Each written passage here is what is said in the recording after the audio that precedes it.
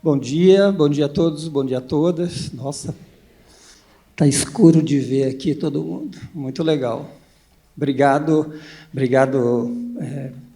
pela honra de estar aqui fazendo essa abertura, é um prazer. Eu gosto muito de discutir esse tema, uma nova era, acho que tem tudo a ver com um dos livros que eu escrevi, o meu segundo livro, ele fala de uma nova desordem, esse mundo que a gente está vivendo e essa quebra, né, que é super importante. Acho que tem uma coisa que já foi dita aqui, que eu gostaria só de repetir, que hoje seja um dia para a gente começar a olhar nas coisas de uma forma diferente, porque o mundo mudou, e a gente ainda continua olhando e vendo, e percebendo, e se relacionando com ele como se ele fosse o mesmo que nós tínhamos algum tempo atrás. Então, esse é o meu convite, e mais do que uma nova era, né, um novo olhar. Opa! Vamos lá, aqui. Como é que... Alguém pode ajudar aqui no controle?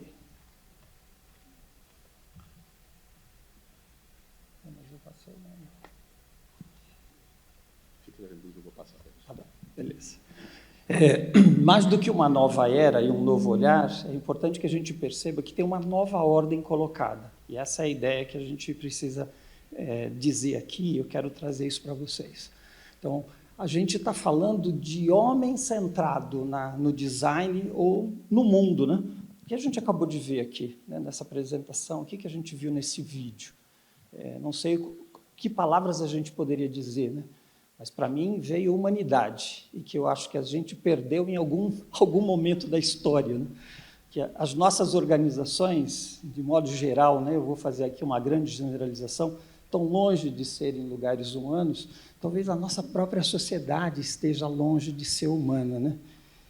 Eu agora, recente, para preparar essa apresentação, eu li um livro, eu reli o livro de Rock, né, que fala sobre as estruturas e o mundo caótico, e tinha uma frase que eu achei fantástica, que tem a ver, inclusive, com o momento que nós estamos vivendo no Brasil.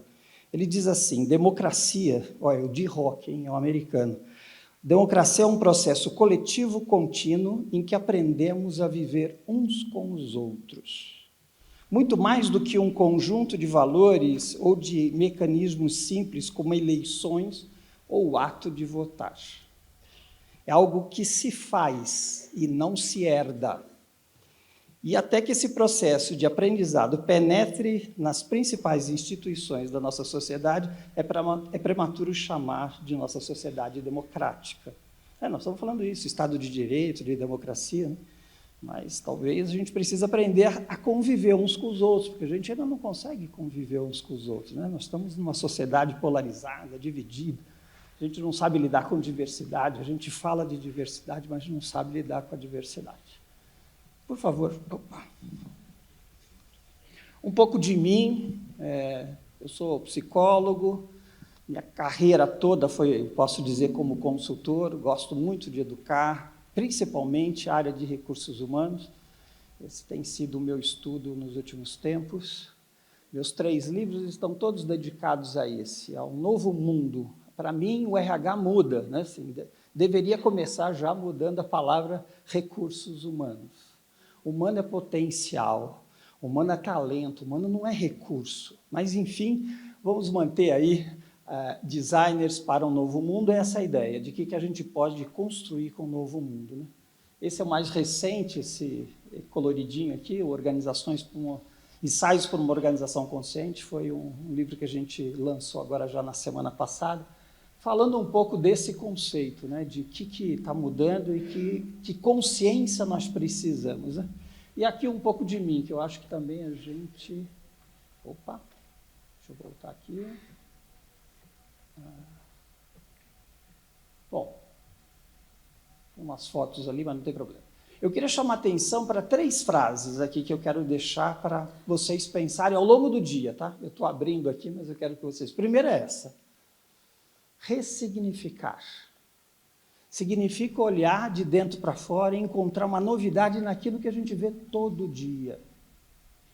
A gente está acostumado a ver as coisas e as pessoas, né? Eu entro dentro da mesma organização e é como se essa fosse a mesma organização de ontem, ou de um mês atrás, ou de um ano atrás. Não, mudou. Mudou os relacionamentos, mudaram as pessoas, mudou a organização. Então, a primeira reflexão que eu queria chamar a atenção de vocês tem a ver com ressignificar, que tem a ver com a palavra de liberdade. A segunda é essa aqui, que abre, inclusive, o meu segundo livro, o Amarelinho, que eu gosto muito. Ele diz assim: o futuro é desordem. E mais ainda, ele diz assim: uma porta como essa só se abriu apenas mais 5 ou 6 vezes desde que a gente se transformou, né, se tornou Homo erectus. E é o melhor tempo possível para estar vivo, quando quase tudo que você pensou que sabia está errado. E para completar, do Ortega y Gasset, ele diz: nós não sabemos o que está acontecendo, e é isso que está acontecendo. Parece uma piada, né? Parece uma piada, mas é isso. Nós não sabemos o que está acontecendo. Não sabemos. Porque esse mundo, do jeito que ele está hoje, exatamente do jeito que ele está hoje, ninguém viveu, ninguém passou por ele. A gente costuma dizer que na complexidade a gente vê em retrospecto. A gente não vê quando a gente está vivendo ela. É diferente das situações conhecidas, né? Que a gente vai vivendo, vai conhecendo e vai fazendo correlações com aquilo que a gente aprendeu. Então, para isso, a gente precisa reconhecer que a gente não sabe. E se eu não sei, eu vou em busca, eu exploro, eu me conecto, né? O que nós estamos fazendo aqui é isso, nós estamos nos conectando. Eu não tenho a resposta. Talvez ninguém aqui tenha a resposta, mas talvez todos nós juntos tenhamos uma resposta. Esse aqui é o meu grande mestre, né? Eu fiz um mestrado no Chile, tive a oportunidade de estudar com Humberto Maturana, que nos deixou no passado. E ele fala que uma mudança cultural pressupõe uma mudança na forma da gente agir, né? Na forma da gente atuar, na forma da gente se emocionar, né? E ele também diz exatamente a frase que mais do que uma era de mudança, nós estamos vivendo uma mudança de era. É um grande portal, né? Na frase anterior que eu mostrei para vocês, né? E o Humberto Maturana, ele conta isso no formato das eras psíquicas da humanidade, e aí vale a pena ler, é muito interessante, mas eu queria destacar aqui para vocês duas coisas, né? Ele diz que a gente está fazendo uma transição de muitas eras, e eu não vou me detalhar em todas, mas eu quero pegar exatamente essa era que nós estamos vivendo hoje, essa era que a gente está vivendo. A era da dominação cultural, a era da tecnologia e da ciência, né? A era da cegueira da certeza. A gente acha que sabe tudo e a gente acha que pode tudo, né? E a era do surgimento, da dor, do sofrimento, da manipulação. Então, hoje a gente fala de burnout, hoje a gente fala de doenças mentais, hoje a gente fala de suicídios. A gente está falando disso aqui. Chegamos a um esgotamento, né, da desonestidade, da manipulação, do desrespeito consigo e com o outro, né? Acabei de ler o que é democracia. Se a gente for ali exatamente nas palavras, nós estamos longe de sermos uma sociedade democrática. E ele diz, nós estamos fazendo uma transição para essa era. Essa era também já chegou. Essa é a grande ambiguidade do mundo que a gente está vivendo. Porque a gente tem um pé aqui, né? A gente tem um pé nesse mundo e tem um pé nesse aqui. Esse mundo aqui, essa era, ele diz, é ampliação da consciência. O que eu faço, por que faço e como faço. Essa é a era do sense-making, né? E do sense-giving. Tem sentido? Faz sentido? Eu não sei se vocês se perguntam isso, mas todo dia eu me pergunto. Às vezes eu até me pergunto com coisas banais. Faz sentido eu ter um carro? Faz sentido eu me alimentar desse jeito? Faz sentido eu trabalhar nessa empresa? Faz sentido eu fazer essa entrega? É isso. Eu convidaria mesmo que vocês ficassem com essa pergunta todo instante. Faz sentido isso que eu estou fazendo? Faz sentido esse processo que a gente tem dentro da organização? Faz sentido essa avaliação de performance? Faz sentido essa pesquisa de clima? Faz sentido todos os nossos processos? Faz sentido eu fazer o que estou fazendo e como estou fazendo? E acho que é muito interessante quando ele diz, o resgate, né, isso é um movimento para um resgate mesmo, né? É como se a gente fosse para a essência do humano, que a gente acabou perdendo lá, né? Que viemos com máquinas, ferramentas, processos e tecnologias e fomos esquecendo esse humano. Né? Se a gente olha, não faz muito tempo que a gente assistia um filme do Charlie Chaplin e ria e achava aquilo interessante, né? Mas perdemos a essência do humano. Né? E ele fala bastante disso, desse resgate do amor, que é o principal fundamento humano. É isso aqui que a gente viu agora, que a gente viu no vídeo, e que a gente precisa... E aqui não tem nenhuma poesia, não tem nenhuma abraçação de árvore, não, gente. É objetivo, né? Esse planeta é um ecossistema e nós fazemos parte dele, estamos conectados. E temos a responsabilidade de deixar um mundo melhor. Né? Eu tenho 3 filhas, eu tenho 3 netos, 2 e um que está a caminho, né? Enfim, eu quero deixar um mundo melhor para eles, eu quero deixar uma organização melhor para eles. Esse artigo aqui foi publicado em 2018. Vocês encontram ele dentro do Google, aí na internet, vocês vão encontrar. Foi um dos insights que eu tive, pessoal. Né? Ele foi publicado em 2018. A Singularity University fazia um estudo dos próximos 20 anos. E ela dizia, em 2038, o mundo será irreconhecível. Essa é a chamada do título. Eu tenho o meu segundo neto, que tem 5 anos de idade, ele tinha 1 ano. Né? E eu fiquei imaginando como seria a vida do Vitor ao longo desses 20 anos. Lembrando que o Vitor é da geração alfa, que deve ter muitos pais e avós de geração alfa, que é outra coisa que eu pediria, estude, porque você vai ver coisas fantásticas dessa geração alfa. Em primeiro lugar, ela está prevista viver mais de 100 anos. Alguns autores dizem, alguns estudiosos dizem que eles vão viver aí por volta de 116 anos. E eu fiquei imaginando o mundo do Vitor, ali por volta de 21 anos de idade, ele vai ter, né, 22 em 2038, né? Ele vai ter 22 anos de idade, sendo que esses 22, perto dos 100 e alguma coisa, é uma parcela pequena. E se o mundo dele, com 22 anos de idade, será irreconhecível, como será a vida dele quando ele tiver 30, 40, 50? Queria ser uma mosquinha possível de viver esse mundo. Né? Eu acho maravilhoso isso. Eu gostaria de poder viver 200, 300, 500 anos. Gostaria, sim. Tem gente que diz que não, que a vida é uma dureza, que é uma droga. Eu vou te dizer, eu quero viver mais 200, eu queria poder acompanhar isso. E aí eu pergunto, gente, o Vitor, ele vai entrar e trabalhar nas nossas organizações como elas estão constituídas hoje? Não vai, gente, já respondo aqui, não vai. Não vai porque hoje já não temos gente entrando nas nossas organizações. Já não temos. Tem um monte de gente, não é a maioria, tá? Fiquem tranquilos, por isso que os negócios de vocês ainda têm futuro. Porque se fosse a maioria, nós teríamos uma grande decadência e catástrofe, né?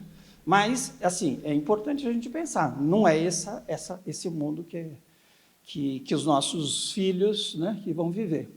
Nós estamos diante dessas 3 grandes crises, né? Está mudando os valores, está mudando as questões de meio ambiente que a gente vem discutindo e o modelo de negócio.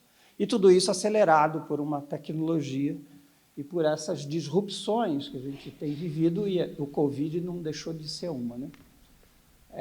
Gosto também desse autor, Edgar Morin, e eu acho que é muito legal quando ele diz assim, olha, a nossa tentativa de simplificar e de dar ordem é uma tentativa falaciosa, mentirosa, né?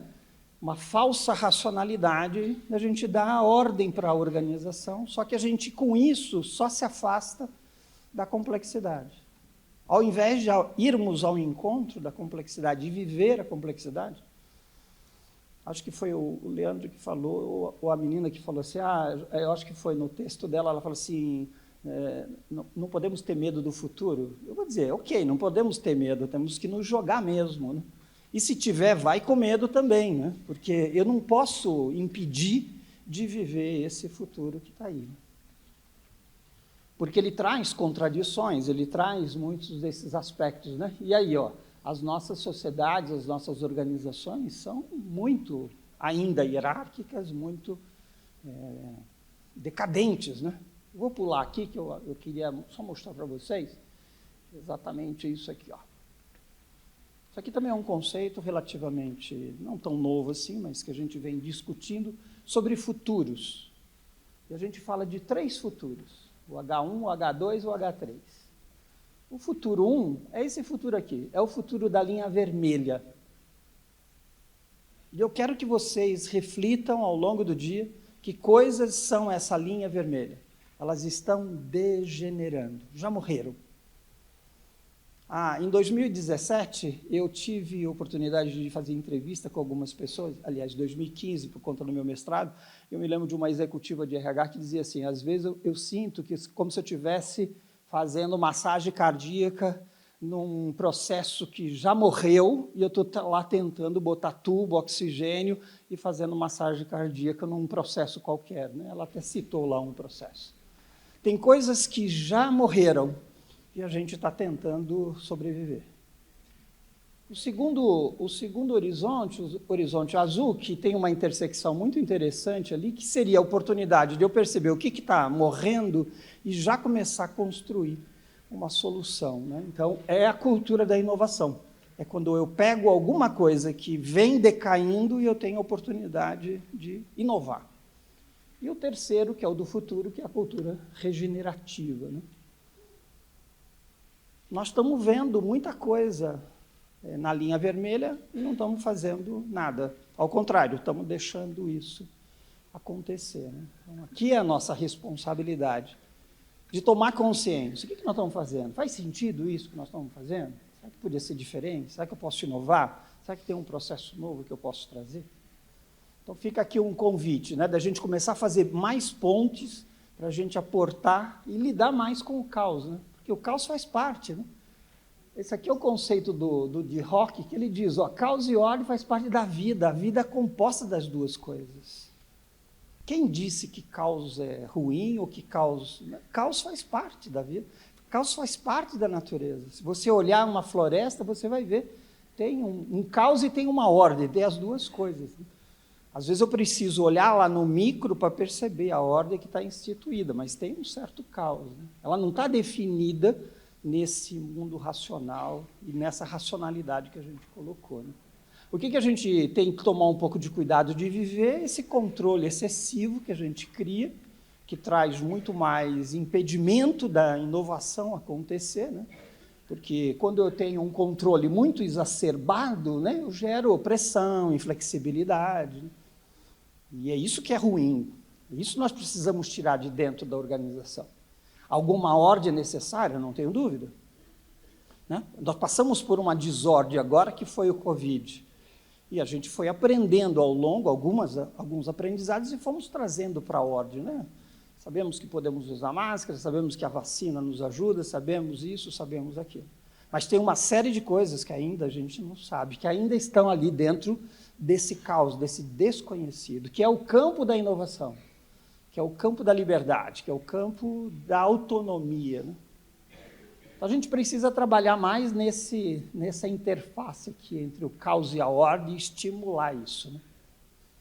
Dentro de recursos humanos, a gente tem, às vezes, uma pegada que a gente diz muito de cuidar de que as nossas organizações sejam muito harmônicas, né? Muito felizes, um bom lugar para se trabalhar, sem dúvida, né? Um lugar de respeito, sim, mas talvez pudesse ser um lugar de mais confrontação, de mais desafio, onde a gente pudesse provocar um pouco mais de desordem e claro, que um grupo suficientemente capaz de construir novas ordens, né, para esse mundo que a gente está vivendo.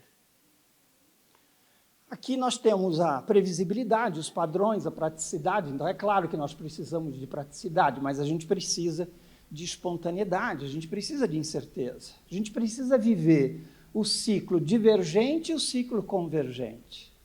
Mas o mundo hoje é o ciclo convergente, a educação hoje é um ciclo convergente. Os nossos filhos, né, que vão visitar esse futuro ainda estão dentro de processos de educação que são muito convergentes, aprendem a dar respostas e não aprendem a explorar o problema, a fazer perguntas, a questionar, a ampliar a visão com mais criatividade, mais espontaneidade, mais incerteza, né? E é claro que, às vezes, até é necessário uma certa disrupção, uma certa destruição do modelo vigente para alguma coisa acontecer do ponto de vista de criatividade, do ponto de vista de inovação, né? Eu não estou controlando o meu horário.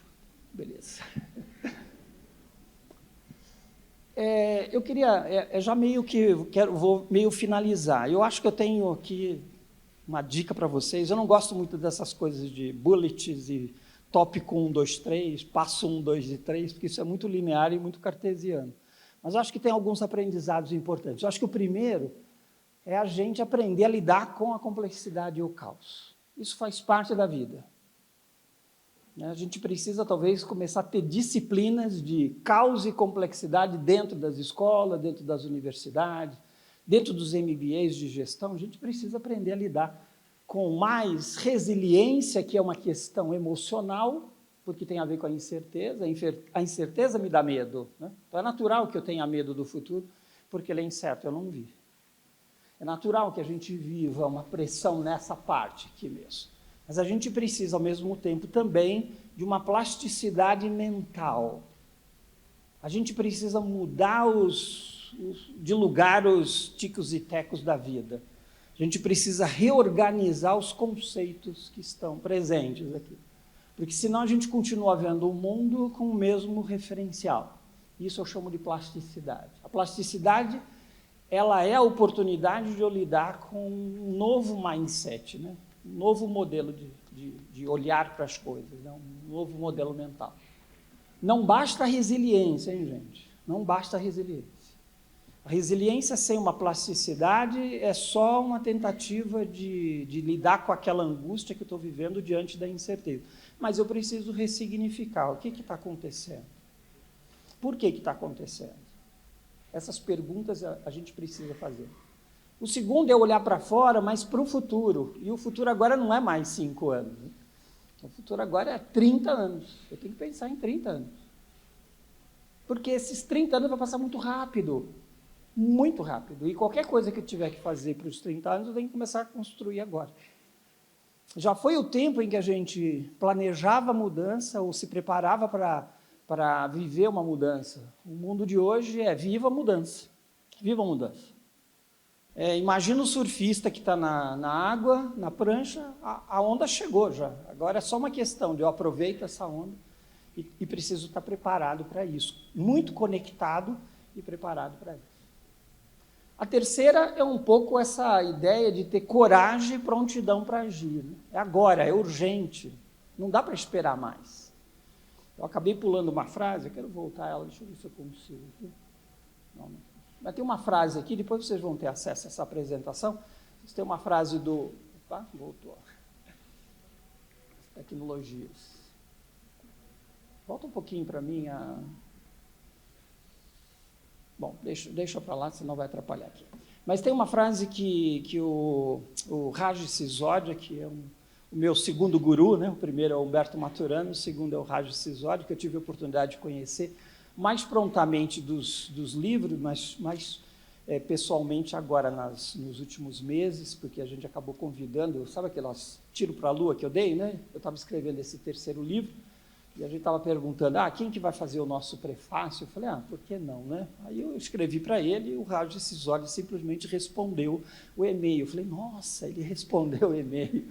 Bom, mas enfim, ele diz, a gente usou essa frase, é urgente agora, se a gente não fizer alguma agora, a gente vai comprometer o futuro das gerações, o futuro do planeta. Então a gente precisa desapegar, a gente precisa se doar mais, a gente precisa descobrir novos caminhos, a gente precisa criar disrupção, quebrar mesmo, né? Que aí tem a ver um pouco com essa vivência do caos. E por último, nós não vamos fazer isso sozinhos, nós vamos ter que fazer isso coletivamente. Né? Nós precisamos aprender a conviver, a respeitar uns aos outros, para a gente poder colaborar. Né? A gente precisa, de fato, uma sociedade democrática, a gente precisa de organizações democráticas, para que a gente possa, de fato, viver essa experiência do co-construir, de construir juntos. A gente trabalha juntos, mas a gente não constrói juntos. A gente ainda está em feudos e separado por cadeiras, por mesas, por baias, mas a gente precisa aprender a construir juntos, que impacta eu aprender com o outro e a gente trabalhar construindo um mundo melhor, né? Enfim, era um pouco isso que eu queria trazer para vocês. Eu acho que para dar uma provocada aí para vocês ouvirem as próximas mesas e os próximos debates, e eu desejo a todos nós muita humanidade para a gente construir um futuro legal, que vocês possam sair daqui já construindo coisas, né, que não fique só na cabeça, mas que a gente leve para os braços e para as mãos, e que vocês todos tenham um evento hoje muito gostoso. Beleza? Muito obrigado.